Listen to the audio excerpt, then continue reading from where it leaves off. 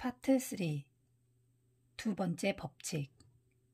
매력적이어야 달라진다. 챕터 8. 왜 어떤 습관은 더 하고 싶을까? 1940년대 네덜란드 과학자로 훗날 노벨상을 수상한 니코 팀버켄은 제갈매기 추적 조사를 통해 동기부여 요인에 대한 실험을 진행했다. 종종 북아메리카 해안을 따라 날아다니는 흰색과 회색 새들을 본 적이 있을 것이다. 다 자란 제갈매기는 부리에 작은 붉은색 점이 있는데 팀버겐은 막 부화한 어린 새들이 먹이를 먹고 싶을 때면 그 점을 쫀다는 것을 발견했다. 그는 판지로 가짜 부리가 달린 새의 머리를 만들어 부모 새들이 자리를 떴을 때 둥지로 가서 어린 새들에게 이 모형을 주었다. 부리는 딱 봐도 가짜였고 그는 아기 새들이 가짜 부리를 완전히 거부하리라 생각했다. 하지만 아기 새들은 판지 부리에 찍힌 붉은 점을 보고는 그것이 엄마의 부리라도 되는 양 마구 쪼아댔다. 아기 새들은 분명 이 붉은 점을 선호했는데 태어날 때부터 유전적으로 프로그램 되어 있는 것 같았다. 또 아기 새들은 점이 클수록 더 빨리 쪼았다. 팀버겐은 거대한 붉은 점 3개가 찍힌 부리를 하나 만들어 둥지에 가져다 두었다. 그러자 아기 새들은 기쁨에 겨워 날뛰면서 살면서 본 가장 큰 부리라도 되는 듯 붉은 점들을 쪼아댔다. 팀버겐과 동료 연구자들은 다른 동물들도 이와 유사한 행동을 한다는 것을 발견했다. 예를 들어 회색 기러기는 땅에 둥지를 짓는데 종종 엄마 기러기가 둥지를 떠났을 때 알 하나가 둥지 바깥에 굴러 나오기도 했다. 이런 일이 일어나면 기러기들은 알이 있는 곳까지 뒤뚱뒤뚱 걸어가 부리와 목 사이에 끼우고 다시 그 알을 둥지로 가지고 돌아왔다. 그런데 팀버겐은 기러기들이 둥글기만 하면 어떤 물체든 가지고 온다는 것을 알아냈다. 당구공이든 전구든 기러기들은 둥지로 가지고 왔다. 한 기러기는 엄청나게 애쓴 끝에 배구공을 가지고 와서 둥지에 놓기까지 했다. 아기 제갈매기들이 붉은 점을 자동으로 쪼아대듯 회색 기러기들 역시 본능적인 규칙을 따르고 있었다. 마치 근처에서 둥근 물체를 보면 굴려서 둥지로 가지고 와야 해. 둥근 물체의 크기가 클수록 가져오는 게 더 힘들어질 거야 라고 생각하는 듯했다.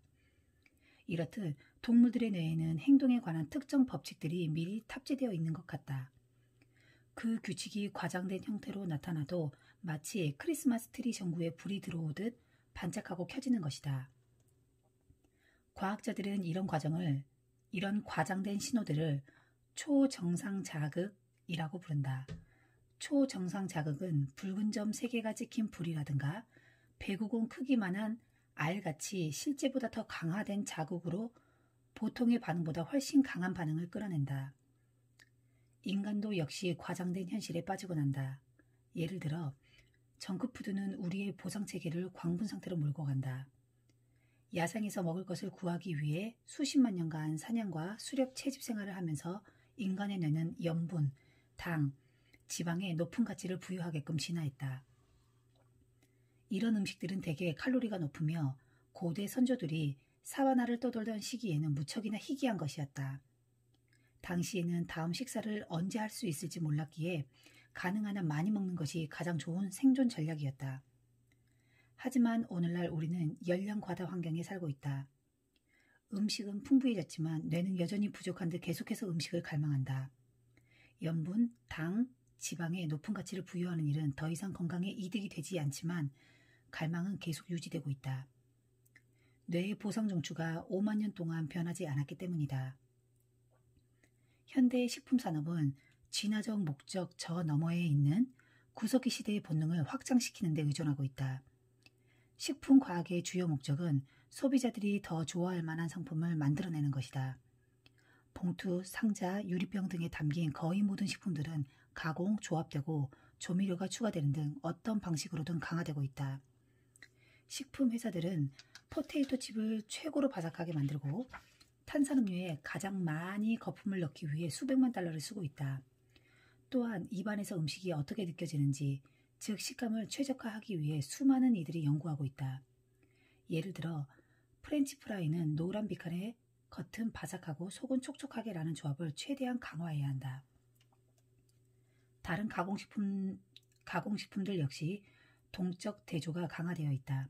이 말은 바삭하면서도 부드러움과 같이 여러 감각들을 조합한다는 의미다. 바삭한 피자 크러스트 위에 녹아내린 치즈의 부드럽고 쫄깃한 식감, 바삭한 오레오 쿠키 가운데 필링된 부드러운 크림층을 떠올려보라. 반면에 가공되지 않은 자연식품은 계속 똑같은 식감을 제공한다. 케일을 입안에서 17번 씹으면 어떤지 생각해보라. 곧 우리의 뇌는 케일의 맛에 흥미를 잃고 포만감을 느끼기 시작한다. 하지만 피자처럼 동적 대조가 극대화된 식품은 새롭고 흥미로운 경험을 제공하며 더 먹고 싶게 만든다. 궁극적으로 이런 전략들을 세우기 위해 식품과학은 각각의 음식들에서 더 없는 행복을 찾아 고군분투한다. 소금, 설탕, 지방의 세심한 조합으로 뇌를 흥분시키고 계속 그것을 찾게 만들기 위해서다. 결과는 물론 과식이다. 소금, 지방, 설탕, 밀가루가 포함된 식품은 뇌에 더할 나위 없이 매혹적이기 때문이다. 먹는 행동과 비만에 관한 연구하는 신경과학자 스테판 구예네트는 이렇게 말한다. 우리는 뇌를 흥분시키는 신호에 무척이나 잘 반응하게 되었죠. 현대의 식품산업 그리고 여기에 저당 잡힌 과식 습관은 두 번째 행동 변화 법칙인 매력적으로 만들어라의 한 예일 뿐이다. 기회가 매력적일수록 습관이 형성될 가능성이 더 많아진다. 주위를 둘러보라. 사회는 실제를 고도로 가공 처리한 것들로 가득 차 있고 이는 우리 선조들이 진화해온 세상보다 훨씬 매력적이다. 상점들에는 옷을 팔기 위해 엉덩이와 가슴이 부각된 마네킹을 전시한다. SNS는 짧은 시간 안에 집이나 직장에서 받아본 적 없는 좋아요를 주고 칭찬을 해준다. 온라인 포르노그래피는 현실 세계에서는 묘사하기 불가능한 자극적인 장면들을 한데 이어붙인다. 광고는 조명과 화장 기술, 포토샵 편집 기술을 조합해 원래의 모습은 찾아볼 수 없는 인형 같은 모델을 만들어낸다. 이런 것들이 현대 세계의 초정상 자극이다. 이것들은 모습을 극도로 과장해서 우리를 자연스럽게 끌어들이고 결과적으로 우리의 본능을 풀어헤쳐 과도한 쇼핑 습관, SNS 습관, 포르노그래피 습관, 식습관으로 우리를 이끈다. 역사적으로 봤을 때 미래의 자극들은 오늘날보다 훨씬 더 매력적일 것이다. 보상은 더 농축되고 자극은 더 유혹적인 것이 트렌드가 될 것이다. 정크푸드는 자연식품보다 칼로리가 더 농축되고 독주는 맥주보다 알코올이 더 많이 농축되고 비디오 게임은 보드게임보다 더 많은 것이 포함되어 있다. 자연의 것과 비교해 이렇게 쾌락이 단단히 들어찬 경험은 저항하기가 힘들다. 우리는 조상들의 뇌를 가지고서 그들이 한 번도 맞닥뜨린 적이 없는 유혹에 직면해 살고 있다. 따라서 어떤 행동을 할 가능성을 높이고 싶다면 그것을 매력적인 것으로 만들어야 한다. 우리의 목적은 저항할 수 없는 습관을 만드는 것이다. 모든 습관을 초정상 자극으로 변형시킬 수는 없지만 어떤 습관은 더욱 유혹적으로 만들 수 있다. 이를 위해서는 먼저 갈망이 무엇이고 어떻게 작용하는지 이해해야 한다. 모든 습관들이 공유하고 있는 생물학적 특징, 즉 도파민 분비에 대해 먼저 알아보도록 하자. 좋아하는 것보다 원하는 것에 끌린다. 이제 과학자들은 열망이 발생하는 정확한 순간을 추적할 수 있다. 바로 도파민이라고 불리는 신경 전달 물질을 측정하는 것이다. 도파민의 중요성은 1954년에 부상했다. 신경과학자 제임스 올주와 피터 밀러가 실험을 통해 갈망과 욕구 뒤에 자리한 신경학적 과정을 밝힌 것이다. 이들은 쥐의 뇌에 전극을 심고 도파민 분비를 차단했는데 그 결과 놀랍게도 쥐들은 삶의 의지를 잃었다. 먹지도 성행위를 하지도 어떤 것에도 열망을 드러내지 않았다. 며칠 지나지 않아 쥐들은 갈증으로 죽었다. 후속 연구들에서 다른 과학자들은 도파민이 나오는 뇌 영역을 억제해 도파민 분비를 차단한 쥐들의 입안에 설탕물을 분사해 넣어주었다.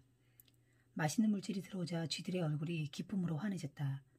도파민이 차단되었다 해도 쥐들은 이제처럼 당을 좋아했다.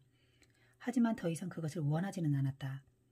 즐거움을 경험하는 능력은 유지되었으나 도파민이 나오지 않는다면 욕구는 일어나지 않았다.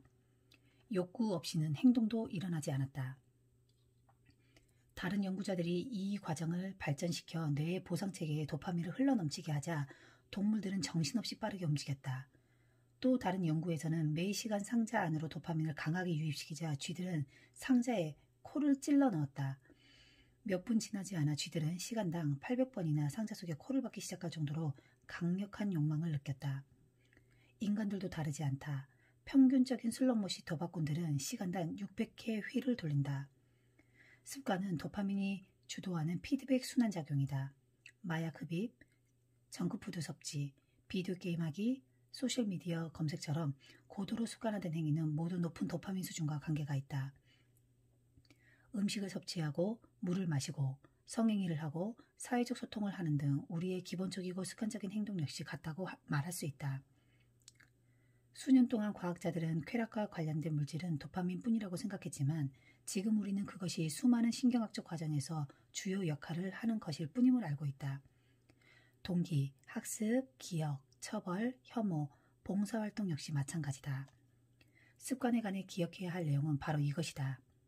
도파민은 즐거운 경험을 할 때뿐만 아니라 즐거운 경험이 예상될 때도 분비된다는 점이다. 도박 중독자들은 도박에서 돈을 딴 후가 아니라 베팅을 하기 직전에 도파민이 분비된다. 코카인 중독자들은 코카인을 흡입했을 때가 아니라 코카인을 봤을 때 도파민이 파도처럼 분비된다. 보상이 예상될 때 그 기대감으로 도파민 수치가 올라가는 것이다. 도파민 수치가 올라가면 행동의 동기가 생겨난다. 우리를 행동하게 만드는 것은 보상에 대한 예측이지 보상의 실현이 아니다. 재미있게도 보상을 받았을 때와 보상이 예측될 때 뇌에서 활성화되는 보상 체계는 다르다. 이것이 경험을 달성하는 것보다 경험을 예측할 때 종종 기분이 더 좋아지는 이유 중 하나다. 아이들은 크리스마스 아침에 선물을 열어볼 때보다 전날 밤 선물 받을 것을 생각하면서 더 기뻐한다. 어른들은 휴가를 보낼 때보다 다가올 휴가를 기대할 때 더욱 즐거워한다. 과학자들은 이것이 원하는 것과 좋아하는 것 사이의 차이라고 말한다. 뇌에는 좋아하는 것보다 원하는 것에 관한 보상에 훨씬 더 많은 신경회로가 할당되어 있다. 뇌의 욕구 중추는 거대하다. 뇌간, 중격의 지핵, 복측 피계부 영역, 배후 손조체, 편도체, 전두엽 피질 영역 등이다. 반대로 뇌의 선호 중추는 훨씬 더 작다. 종종 쾌락 과열점으로 불리는 이것들은 뇌 전체의 미세한 섬들처럼 흩뿌려져 있다. 그래서 만일 원하는 것에 대해 중격 의지핵이 100% 활성화된다면 반대로 좋아하는 것에 대해서는 그 구조의 10%만이 활성화된다. 열망과 욕구가 중요하기 때문에 뇌는 이를 담당하는 영역에 훨씬 더 많은 공간을 할당하고 있다. 욕구는 행동을 재촉하는 엔진이다. 모든 행위는 그의 앞선 예측으로 인해 일어난다. 반응을 이끌어내는 것은 갈망이다.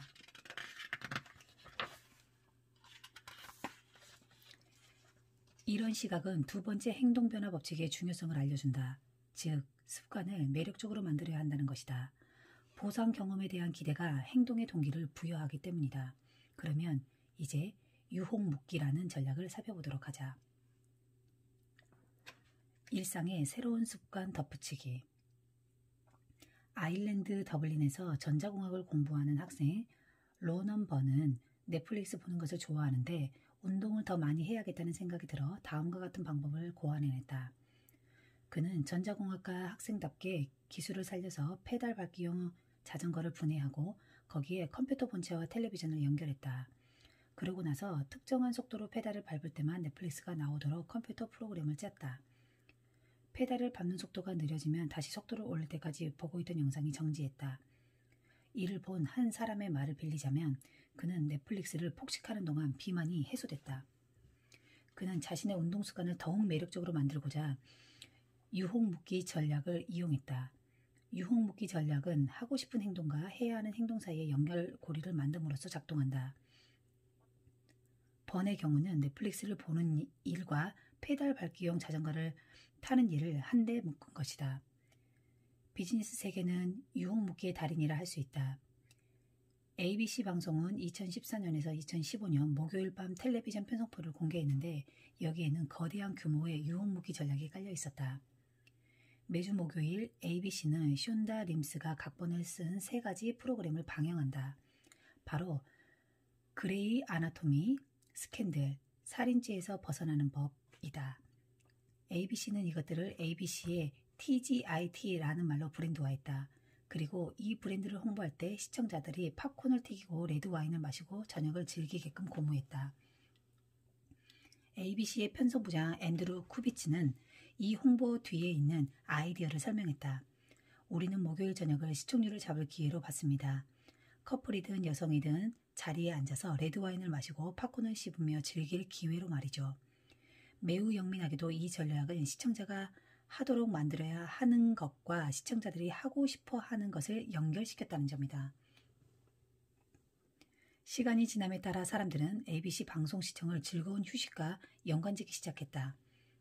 매주 목요일 저녁 8시에 레드와인을 마시고 팝콘을 먹고 싶다면 결국 목요일 저녁 8시는 휴식을 즐기는 시간이라는 것을 의미한다. 보상이 신호와 연결되어 텔레비전을 켜는 습관을 더욱 매력적인 일이 되었다. 어떤 행동을 좋아하는 일과 동시에 할 수 있다면 더욱 매력적으로 느껴질 것이다. 가령 연예인에 관한 최신 정보를 듣고 싶은데 몸매를 가꾸기도 해야 한다고 해보자. 유혹무기 전략을 사용해 체육관에서 타블로이드 신문이나 리얼리티 방송 프로그램을 보는 방법이 있다. 패티큐어를 하고 싶은데 받은 메일함을 정리해야 한다면 기한을 넘긴 업무 메일들을 처리하면서 패티큐어를 받으면 된다. 유혹무기 전략은 프리맥 원리로 알려진 심리치료법을 적용한 방법이다. 데이비드 프리맥 교수의 이름이 붙은 이 법칙은 할 가능성이 높은 행동은 하지 않을 행동을 하게 만든다는 개념이다. 만일 기한이 지난 업무 이메일을 처리하고 싶지 않다면 그 일을 하기 위한 상태를 만들면 된다. 즉, 이메일을 처리하는 과정에서 자신이 정말 원하는 뭔가를 얻을 수 있어야 한다. 유혹무기 전략을 앞에서 살펴본 습관 쌓기 전략과 조합해서 우리의 행동 지침이 되어줄 규칙들을 만들어보자. 1. 현재 습관을 한 후에 내게 필요한 습관을 한다. 2. 내게 필요한 습관을 한 후에 내가 원하는 습관을 한다. 예를 들어 신문을 읽고 싶은데 감사 인사를 해야 한다면 다음과 같이 할 수 있다. 모닝커피를 마신 후에 어제의 일에 대해 감사 인사를 해야지. 감사 인사를 한 후에 신문을 읽어야지. 스포츠 경기를 보고 싶은데 고객에게 전화를 걸어야 한다면 다음과 같다. 점심을 먹고 회사로 복귀한 뒤에 고객 3명에게 전화해야지. 고객 3명에게 전화한 후에 ESPN을 봐야지. 페이스북을 확인하고 싶은데 운동을 더 해야 한다면 다음과 같다. 스마트폰을 치워두고 버피 테스트 10개를 해야지. 버피 테스트 10개를 하고 페이스북을 확인해야지. 하고 싶은 일에 대한 희망은 결과적으로 고객 3명에게 전화를 거는 것, 버피 테스트 10개를 하는 것을 고대하게 만든다. 그것이 최신 스포츠 뉴스를 읽는 것 또는 페이스북을 체크하는 것을 의미하기 때문이다. 요약하면 초정상 자극은 현실 세계를 강화한 것으로 행동을 취하고자 하는 우리의 욕망을 증가시킨다. 유혹무기 전략은 어떤 습관을 우리가 이미 원하고 있는 어떤 대상과 연관지어 습관을 강화하는 방법이다. 깰 수 없는 습관을 만드는 것은 어려운 일이지만 이 간단한 전략을 사용하면 습관을 더욱 매력적인 것으로 만들 수는 있다. Summary. 2번째 행동 변화 법칙은 매력적으로 만들어라다. 기회가 매력적일수록 습관이 형성되기 쉽다. 습관은 도파민이 주도하는 피드백 순환 작용이다. 도파민이 분비되면 어떤 행동을 하겠다는 동기도 생겨난다. 우리를 행동하게 만드는 것은 보상의 성취가 아니라 보상에 대한 예측이다. 예측이 커질수록 도파민도 더 많이 분비된다. 유혹무기 전략은 습관을 더욱 매력적으로 만드는 한 가지 방법이다. 이 전략은 원하는 일과 해야 하는 일을 짝짓는 것이다. 챕터 9. 왜 주위 사람에 따라 내 습관이 변할까? 1965년 라줄로 폴가라는 헝가리인이 클라라라는 여인에게 기이한 편지를 몇 통 썼다. 라줄로는 노력의 힘을 굳게 믿는 사람이었다. 그는 선천적 재능에 대해서는 완전히 부정했다. 그렇기 때문에 어떤 분야든 계획적으로 연습하고 좋은 습관을 개발하면 누구나 천재가 될 수 있다고 주장했다. 천재는 태어나지 않는다. 다만 교육받고 훈련될 뿐이다. 라줄로는 이 생각을 굳건히 믿었고 아직 태어나지도 않은 자기 아이들에게 이를 시험해보고 싶었다. 그래서 기꺼이 자신과 한 배에 탈 아내가 필요했던 그는 클라라에게 편지를 썼다. 교사였던 클라라 역시 라즐로만큼 굳건하진 않았지만 적절한 훈육이 이루어진다면 누구든 자신의 기술을 발전시킬 수 있다고 믿었다. 라즐로는 자신의 실험에 적당한 분야로 체스를 선택했다. 그리고 자녀들을 체스 경제로 길러내기 위한 계획을 세웠다. 아이들은 당시 헝가리에서 드물었던 홈스쿨링을 하고 집은 체스 관련 서적들과 유명한 체스 기사들 사진으로 도배할 계획이었다. 아이들은 서로를 상대로 계속 체스를 두고 그들이 알고 있는 모든 시합에 참가해 그 시합 결과를 모두 세심하게 파일로 정리할 것이다. 아이들의 삶은 체스에 바쳐질 터였다. 라즐로의 구애와 설득이 성공한 후 몇 년이 지나지 않아 두 사람은 세 딸의 부모가 되었다. 수잔, 소피아, 유티드였다. 장녀 수잔은 4살 때 체스를 두기 시작했고 6개월 만에 성인을 이겼다.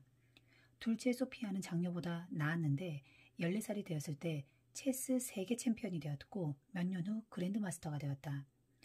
막내 유디트는 셋 중에서 최고였다. 5살 무렵 아빠를 이겼고 12살에는 최연소로 세계 100대 기사에 꼽혔다. 15살 4개월 때는 역사상 최연소 그랜드마스터가 되었다. 이전 기록 보유자는 바비 피셔보다 어렸다. 27살에는 세계 최고의 여성 체스 기사가 되었다. 폴과 자매들의 유년 시절은 이례적이라고 말할 수 있다. 하지만 인터뷰에서 자매들은 유년 시절이 힘들지 않았고 즐거웠다고 말했다. 그들은 체스 두는 것을 좋아했다. 그것만으로도 충분했다. 언젠가 소피아가 한밤중에 목욕탕에서 계속 체스를 두는 모습을 보고 아버지 라즐로는 그만 자러 가라고 딸을 달랬다. 소피아, 이제 체스 말들을 좀 놔주렴. 그러자 소피아는 대답했다. 아빠, 이 친구들이 날 놔주지 않는걸요? 폴과 자매들은 무엇보다 체스를 우선시하는 문화 속에서 성장했고 그에 대해 인정받고 보상받았다. 그녀들의 세상에서 체스에 대한 강박 상태는 일반적인 것이었다. 이 사례에서 볼 수 있듯이 어떤 습관이든 자신이 속해 있는 문화권에서 일반적인 것이라면 그 습관은 매력적인 것이 된다. 우리의 행동을 결정짓는 새 집단. 인간은 무리동물이다. 무리 안에 들어가고 다른 사람들과 관계를 맺고 또래들의 존경과 인정을 얻고 싶어한다. 이런 경향은 생존에 필수적이다. 인간의 역사 대부분에서 우리 선조들은 부족 생활을 했다. 무리에서 떨어져 나오는 것, 혹은 최악의 경우 무리에서 쫓겨나는 것은 죽음을 의미했다. 한마디로 외로운 늑대는 죽지만 무리는 살아남는다는 것이다. 다른 사람들과 협력하고 유대관계를 맺으면 안전이 보장되고 짝짓기의 가능성이 높아지며 자원에 대한 접근성도 높아진다. 찰스 다윈은 역사적으로 볼 때 타인과 협력하고 가장 효율적으로 임기응변하는 법을 배운 사람이 승리했다라고 썼다. 인간의 가장 깊은 곳에 박힌 욕망 중 하나는 소속감이다. 고대부터 이어진 이런 이끌림은 현대를 살아가는 우리에게도 큰 영향을 미치고 있다. 아주 어린 시절의 습관은 선택하는 것이 아니라 모방한 것이다. 우리는 일반적으로 친구, 가족, 교회 또는 학교, 지역사회와 국가로부터 넘겨받은 대본을 따른다. 이런 집단에는 각자의 가치관과 기준들이 존재한다. 언제 결혼해야 하는지, 결혼을 할지 말지, 아이는 어떻게 가질지, 휴일은 어떻게 기념할지, 아이의 생일 파티에 얼마나 지출할지 등에 대한 기준들이다. 이런 사회적 규범들은 보이지 않는 규칙으로 작용해 매일의 행동을 이끈다. 우리는 이것들을 마음속 가장 중요한 곳에 두지는 않더라도 늘 염두에 두고 산다. 종종 우리는 생각하거나 의문을 품지 않고 어떨 때는 해내지 않아도 자기 문화에 있는 습관들을 따른다. 프랑스 철학자 미셸 드 몽테뉴는 이렇게 썼다. 사회의 관습과 삶의 행위들은 우리의 정신에 완전히 스며 있다. 집단을 따르는 것은 대부분 부담스럽게 느껴지지 않는다. 모두 어딘가에 소속되길 원한다. 체스 기술에 대해 보상을 해주는 집안에서 자랐다면 체스를 두는 것은 무척이나 매력적으로 보일 것이다. 모두 값비싼 옷을 입는 직장에서 일하고 있다면 당신 역시 그들처럼 돈을 펑펑 쓰는 습관이 생긴다. 친구들 모두가 어떤 농담을 나누거나 신조어를 사용하고 있다면 당신 역시 그렇게 하고 있을 것이다. 그리고 그들은 곧 당신이 그렇게 한다는 것을 알게 될 것이다. 우리에게 도움이 되는 행동은 매력적으로 느껴진다. 우리는 특히 다음 세 집단의 습관을 모방한다. 1. 가까운 사람 2. 다수 3. 유력자 각각의 집단은 자신의 습관을 더욱 매력적으로 만드는 기회를 제공한다. 1. 가까운 사람을 모방한다. 가까운 사람들은 우리의 행동에 가장 강력한 영향을 끼친다. 우리는 주변 사람들의 습관을 보고 배운다. 부모님이 논쟁에 대처하는 방식, 또래들이 다른 사람들과 시시덕거리는 방식, 동료 직원들이 결과를 얻어내는 방식 등을 모방한다. 친구가 대마초를 피우면 당신 역시 한 번쯤 해볼 것이다. 아내가 잠자리에 들기 전에 문단속을 이중으로 하면 당신 역시 그런 습관을 갖게 된다. 나 역시 나도 모르게 주변 사람들의 행동을 모방하고 있다는 것을 알게 되었다. 이를테면 나는 대화하면서 자동으로 상대와 같은 자세를 취한다. 대학 시절에는 룸메이트와 비슷한 말투로 대화를 했다. 다른 나라를 여행할 때는 하지 말아야지 하면서도 무의식적으로 그들의 말투를 따라했다. 우리는 가까운 사람일수록 그 사람의 습관을 모방하기 쉽다. 1만 2천 명을 32년간 추적 조사한 획기적인 연구에 따르면 비만이 될 확률은 친구가 비만인 경우 57%로 증가했다. 다른 연구들도 마찬가지다. 한 연구에서는 애인이나 배우자가 살을 뺄 경우 상대 역시 그 시기에 약 3분의 1 동안 체중을 감량했다. 친구와 가족은 일종의 또래 집단으로서 보이지 않는 압박을 통해 우리를 그들이 향하는 방향으로 몰아간다. 물론 또래 집단이 나쁘게 작용하는 건 우리 주변에서 그 집단이 안 좋은 영향력을 미칠 때다. 우주비행사 마이크 마시미노는 비행사가 되기 전 MIT를 졸업하고 소규모 로보틱스 수업에 참가했다. 그런데 그 수업을 듣는 사람들 10명 중 4명이 우주비행사가 되었다. 이와 유사하게 11살 때나 12살 때 가장 친한 친구의 IQ가 높으며 그 사람 역시 15세 무렵에 IQ가 높아진다. 타고난 지능이 그렇지 않다 해도 말이다. 우리는 주변 사람들의 자질과 행동을 흡수한다. 이런 사례들을 종합해보면 더 나은 습관을 세우는 가장 효율적인 방법 중 하나는 자신이 원하는 행동이 일반화된 집단에 들어가는 것이다. 매일 어떤 습관을 행하는 사람들을 보고 있으며 그 습관을 새로이 습득하기 쉽다. 건강한 사람들에게 둘러싸여 있다면 운동하는 것을 공통의 습관으로 여길 것이다. 재즈를 좋아하는 사람들 사이에 있다면 매일 재즈 듣는 것을 당연하게 생각할 공산이 크다.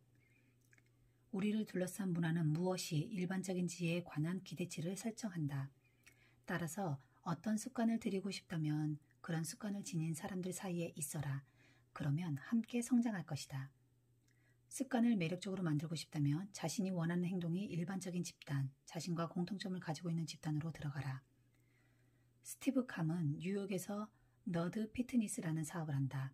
그 센터는 너드, 범생이라는 뜻, 부적응자, 변종들의 체중을 감량하고 더 건강하게 만들어주는 곳이다. 캄의 고객들은 비디오 게임 팬, 영화 광들이 많다.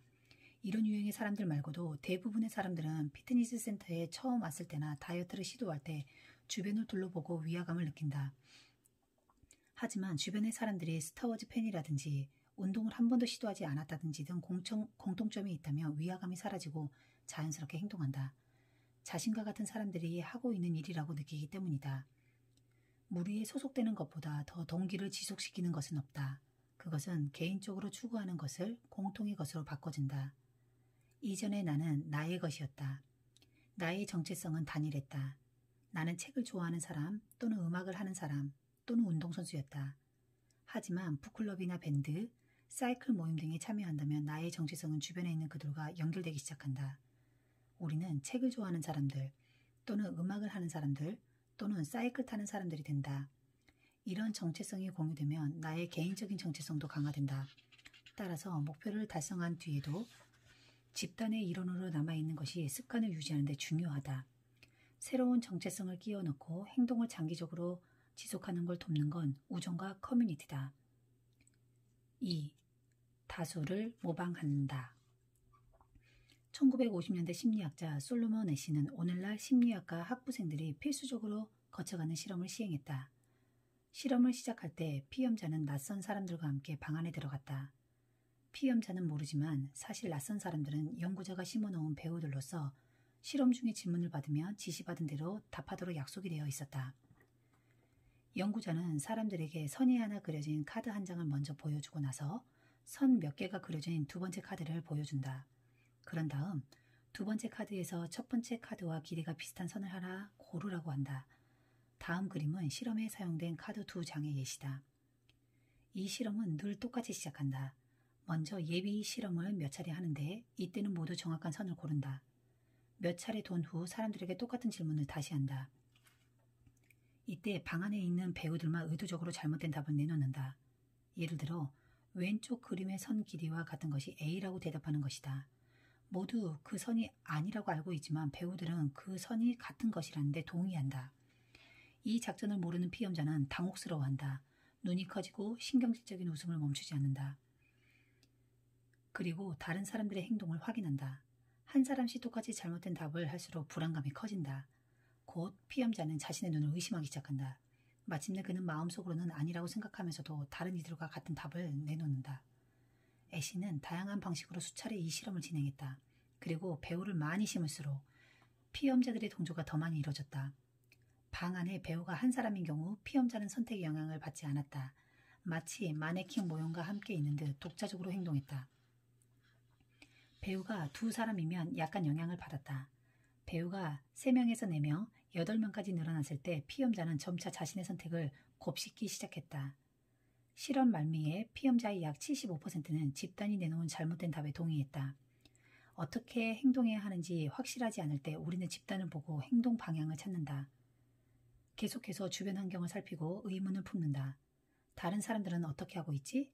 사람들이 아마존, 옐프, 트립 어드바이저의 리뷰를 확인하는 이유는 가장 좋은 것을 모방하고 싶어서다. 이는 대부분 영리한 전략이다. 다수가 증거로 보여주기 때문이다. 하지만 여기는 문제가 있다. 집단이 하는 일반적인 행동은 종종 개인이 욕망하는 행동을 제압한다.